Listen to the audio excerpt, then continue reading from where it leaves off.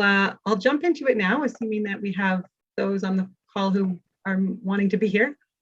I guess we only have, oh no, there's a few more. Okay. So this was a survey. We did a survey of municipalities and municipal climate staff predominantly, or sustainability staff, asking about how can, what are your climate models or climate strategies identify as necessary supports from senior levels of government, both at the federal and provincial level.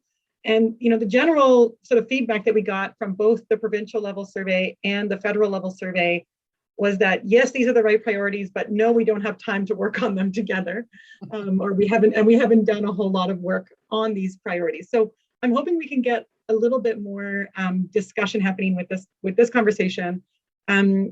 Just for maybe some clarity on how you want to proceed here, Gabby, do you want me to go into provincial level stuff first, or federal, or try to cover I think both? probably having a good idea of what's the federal thing will help people scope out what's federal and what's provincial. And I think it might be good just to go do introductions for what's the federal priorities and then dig into the provincial, if that sounds okay. Sure, yeah. So if you saw the survey, you would have seen these topics. Sorry, I'm just going to advance. There we go. So the federal government, so the roles for the federal government that we had collectively kind of come up with and that was included in the survey are the following. So it's broken up by ministry. On the NRCan side, so there's kind of a different, there's a combination of things that are, there's policy level things and then there's funding level things. Of course, each of us are going to have different projects under that sort of funding, but we can all agree that, funding for transit, for example, is something that helps municipalities across the board. And so here we've got, from the NRCan portfolio, we've got tax credits for home and business retrofits, so supporting deep energy retrofits of buildings. We've got the building code, having a net zero model building code and a retrofit code. That was seen as kind of one of the top priorities. Maybe I can just highlight that as like top priority. We've also got funding to help defray the costs of distribution grid reinforcements for electrification. Funding for EV charging networks, funding for grid reinforcements for, that's a repetitive one. And then funding for municipal buildings, retrofits of municipal buildings.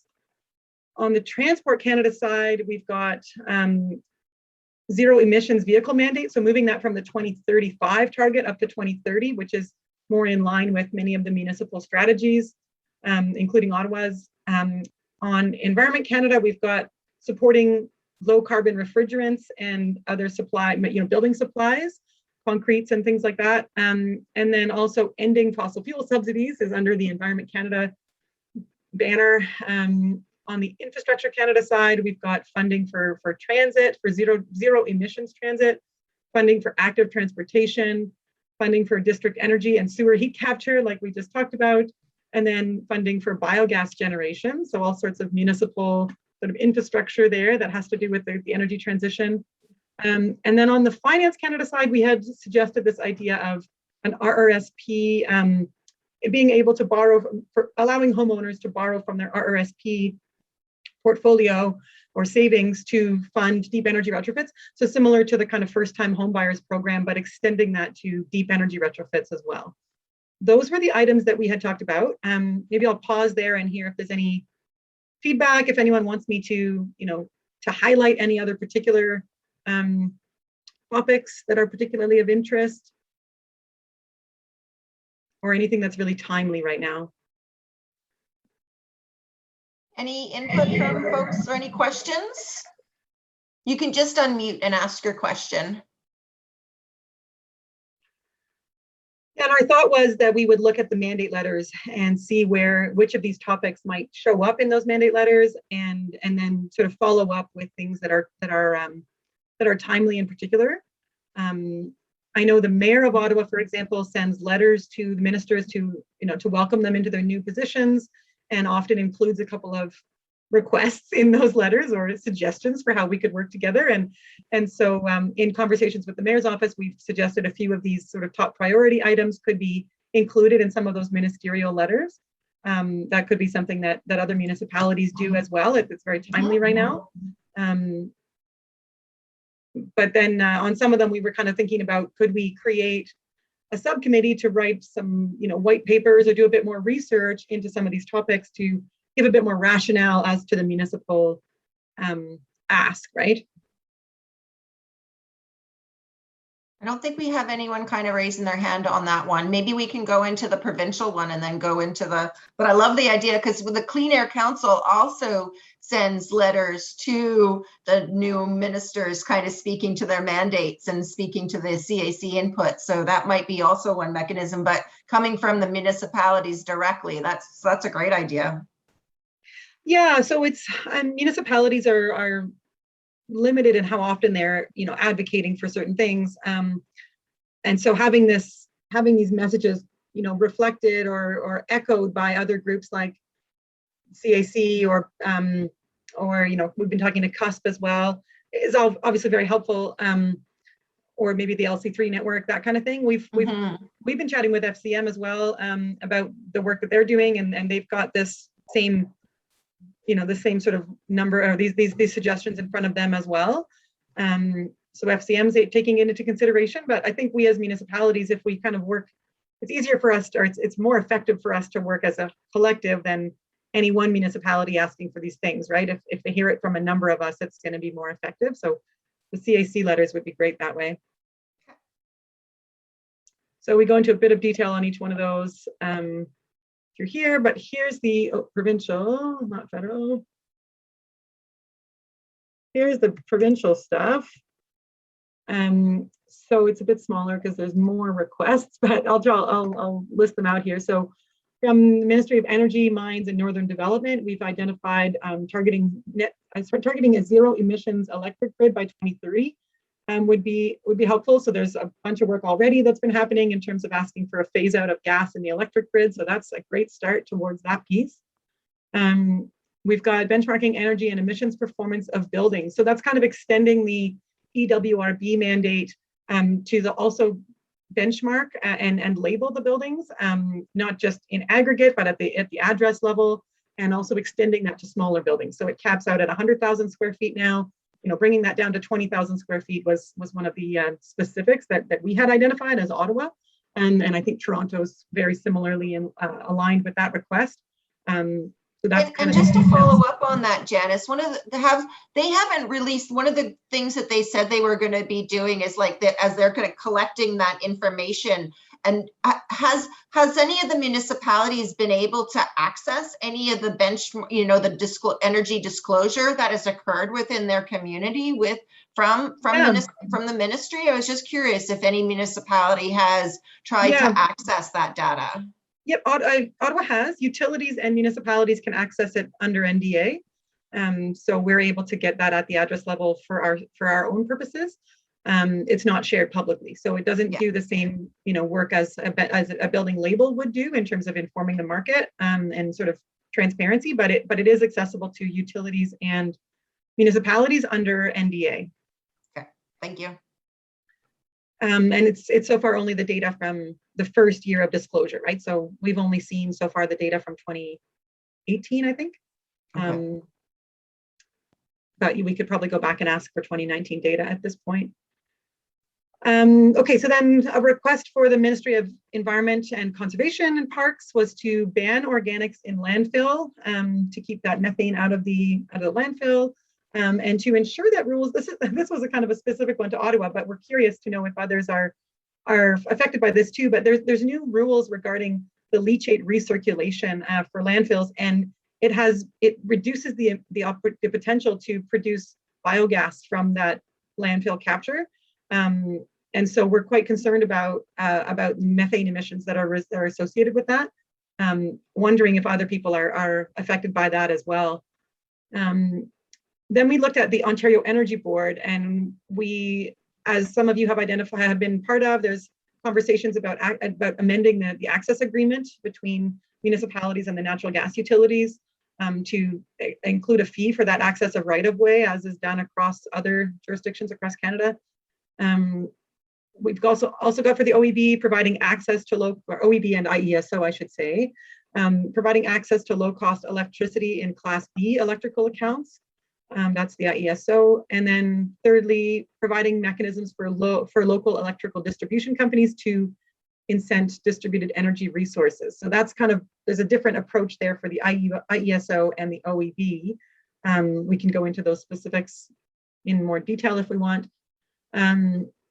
For the Ministry of Municipal Affairs and Housing, we've got, again, the building code, the net zero building code, and ultimately renovations code when that's released from the province.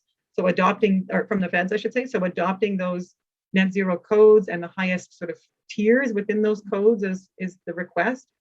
Giving municipalities support or authority for various forms of transportation pricing, and then using that pricing to fund transit. So for things like congestion charges or private parking levies, those kinds of things are tools that municipalities would need a change to the Municipal Act in order to be able to implement those to drive mode shift and to fund things like transit and low carbon solutions. So, so those are both on there.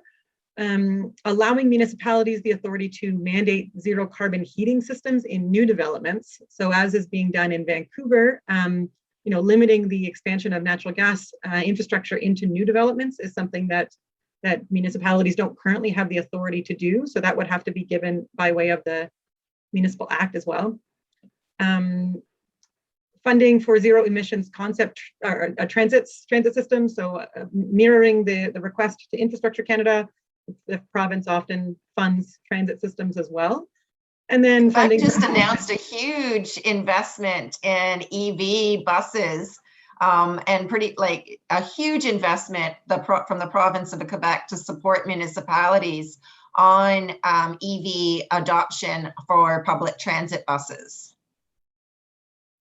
So that was in Quebec, you're saying? Yeah, I'll send you. I'm going to hunt it down and I'll put it in the chat. Yeah, Quebec's been mandating that only electric buses can be purchased, I think, from now on for school buses as well as possibly municipal buses. So yeah, Quebec is definitely pushing pretty hard on electrification of transit. Ontario's not as fast on that. A lot of the money's been coming from Infrastructure Canada, but there's been some from the province as well. So we're just saying, increase, do more. So yeah, the survey that we sent out that had all these identified came back saying, yes, these all look good, with a few tweaks here and there, but no, we don't have a lot of capacity to work on them. So I guess this was a conversation to see, like, can anyone find, has anyone done any work on these items previously that we could leverage? And does anyone want to, like, can we form sort of subcommittees to continue working on these different items? What do people think about the approach of, like, we kind of pool resources, we identify exactly who has done research in this area, who might be able to be participating in a working group to help kind of flesh out really what is the main ask and what are the kind of like the policy pieces that we need to share with government officials for them to better understand what municipalities need and are asking for. And then what are the kind of like, what's the other consequences and issues we need to address as we work with them to try and advance these efforts? Does that seem like makes sense as an approach to use? Yeah, I think so, Gabby. I'd love to hear from others, though. Has anyone on the call, anyone in the call looked at kind of any kind of, research that their municipality has done in any of these areas? I know that from the perspective, let's say, for example, the CAC, and I can't even say how many submissions, has asked for the ban organics in landfill. I know that information has been, that's kind of been a message that the Clean Air Council Network's been sending to the Ministry of Environment, Conservation and Parks. But then the question comes into it as well is, like, really what one of the things we're hoping to be able to do is advance the, people to people in conversations so that we can work through what are the kind of issues or questions that the provincial government has on this that we may not be aware of, and then bringing our efforts together, understanding each other's perspectives and the questions that each of those different kind of roles, the levels of government might have on these issues.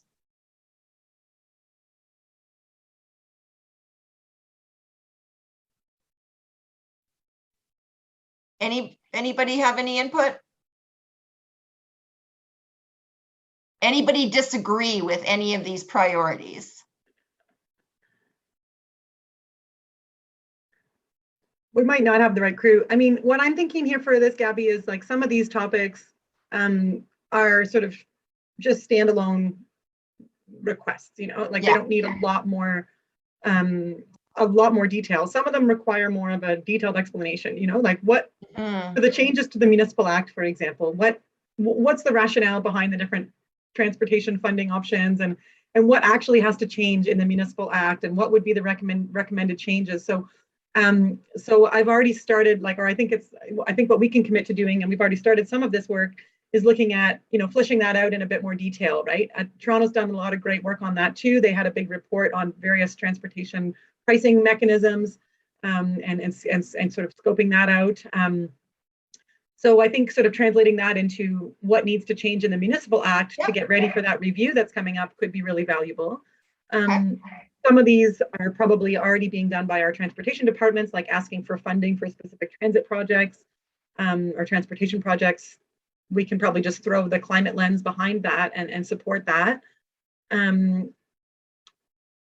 Some of the other ones, you know, it could be simply by way of sort of letters. I mean, the one that the zero emissions electricity grid by 2030, that's been the approach so far has been a series of council motions, right? And so there is now an IESO study taking place. I mean, there's so the IESO just released their report on the phase out their initial analysis, but they were directed by the ministry to undertake a pathway study identifying how and what Ontario would need to do to remove fossil fuels from the electricity grid, and over what time frame that it would make sense on. So that work is taking place. I know the CAC is definitely really engaged in that conversation and has been providing input to the IESO as part of that study. And there is a CAC letter out right now that's being reviewed by municipal staff that will be sent to the IESO on that scope of work, and what municipalities need that scope of work to be able to help them answer. Okay, yeah, that's great. Mike, do you have any thoughts on that? I know you've been working on the IESO stuff.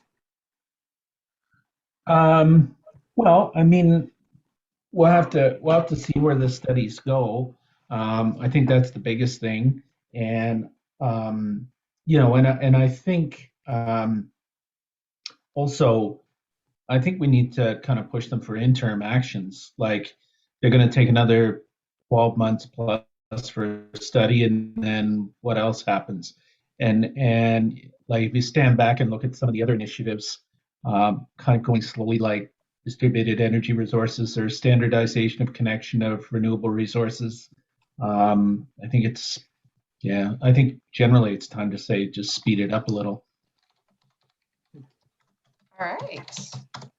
And I think that's good. So what I'm going to do as part of this, what I think is the next stage on this is, Janice, I'm going to take this and share, if I can get your PowerPoint presentation from it, I'm going to share that with the municipal network. I'm going to share the recording of this webinar with the municipal network and just kind of summarize up the general kind of strategy and send that out. And then gather intel from people who seeking information from the larger Clean Air Council network on who knows of any research that their municipality might have done on any of these topics. And then we're gonna, I think it would be worth it to kind of formalize a little bit of a working group in each of the top like, I think we have to be very strategic about like choosing 3 things to start with, and then like taking them a little bit at a time so we don't overwhelm everyone. Yeah, I think that's great, Gabby. I'd be happy to work on that with you. I think there's different sort of timelines for opportunity for each of these topics that are triggered by other, you know, either reviews of the Municipal Act or other reviews that are happening at IESO and stuff. So we can create a timeline that makes sense of which ones to sort of approach at different times. Okay, that makes sense. Excellent. Okay. Well, thank you so much for doing that work. And thank you for starting to kind of do research in some of the key areas, Janice. I really, really appreciate that. And I'll summarize this up. We'll get it out to the Clean Air Council network to bring the larger network up to speed on what's the priorities and what's the approach that we're going to use. And then seeing if anyone has any input that they would like to provide in terms of guiding either participating in one of the working groups or guiding the approach that we're using across the different working groups.